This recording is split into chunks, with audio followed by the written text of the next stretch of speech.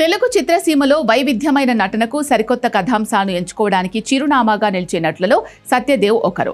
Routine commercial సినిమాలకు భిన్నంగా తనకు నటనకు ఆస్కారమున్న పాత్రలను ఎంచుకుంటూ తనలోని నటుణ్ణి ఎప్పటికప్పుడు కొత్తగా ఆవిష్కరించడంలో ఆయన ఎల్లప్పుడూ ముందుంటారు.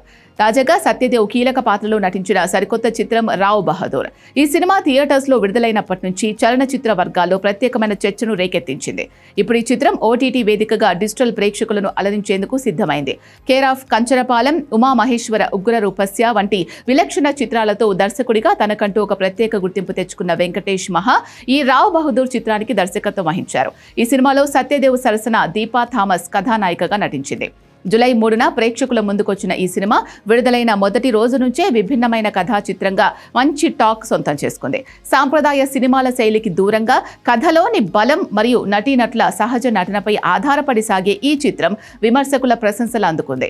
రావ్ బహదూర్ చిత్రంలో ప్రధాన ఆకర్షణ సత్యదేవ్ అద్భుతమైన నటన. ఈ సినిమాలో ఆయన పోషించిన పాత్రలోని విభిన్న కోణాలు, హావభావాలు ప్రేక్షకులను ఎంతగానో ఆకట్టుకున్నాయి.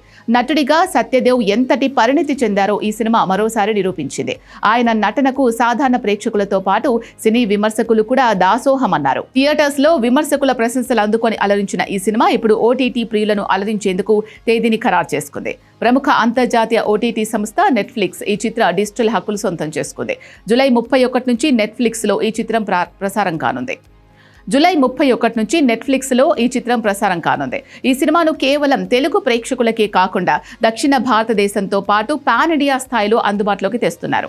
తెలుగుతో పాటు హిందీ, తమిళం, కన్నడ, మలయాళం భాషల్లో కూడా రావ్ బహదూర్ నెట్ఫ్లిక్స్లో స్ట్రీమింగ్ కానుంది. డిఫరెంట్ కాన్సెప్ట్ సినిమాలు, కంటెంట్ ఉన్న చిత్రాలు చూడాలి అనుకునే వారికి రావ్ బహదూర్ ఒక మంచి ఎంపిక. థియేటర్స్లో ఈ సినిమాను మిస్ అయినవారు లేదా మళ్ళీ చూడాలి అనుకునేవారు జూలై 31 నుంచి నెట్ఫ్లిక్స్లో వీక్షించవచ్చు.